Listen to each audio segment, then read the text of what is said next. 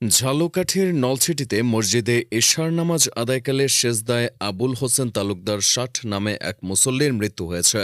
শনিবার রাত ৮টায় উপজেলার কুমারখালী বাজার মসজিদে নামাজ চলাকালে এ ঘটনা ঘটে।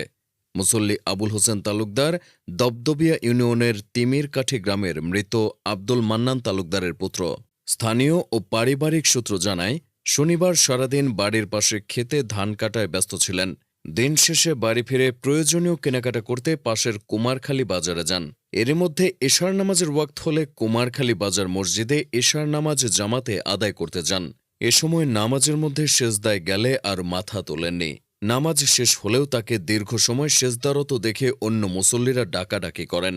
কোনো সাড়া না পেয়ে কাছে গিয়ে তাকে মৃত অবস্থায় দেখেন অন্য মুসল্লিরা। স্থানীয়দের ভাষ্যমতে আবুল হোসেন তালুকদার একজন ধর্মপ্রাণ মুসল্লি ছিল। এছাড়া তিনি সৎ ও শান্ত প্রকৃতির মানুষ হওয়ায় এলাকায় সুখ্যাতি ছিল। নিহতের চাচাতো ভাই সাইফুল তালুকদার বলেন, মহান আল্লাহ তাকে নামাজের মতো এত মর্যাদাপূর্ণ একটি এবাদতের মধ্যে দুনিয়ার যাত্রা শেষ করেছেন। একজন মুসলিম হিসেবে এটা অত্যন্ত সৌভাগ্যের। রবিবার বেলা 11:30টায় তার জানাজা শেষে পারিবারিক কবরস্থানে দাফন করা হয়। তার আকস্মিক মৃত্যুতে পরিবার ও এলাকায় শোকের ছায়া নেমেছে।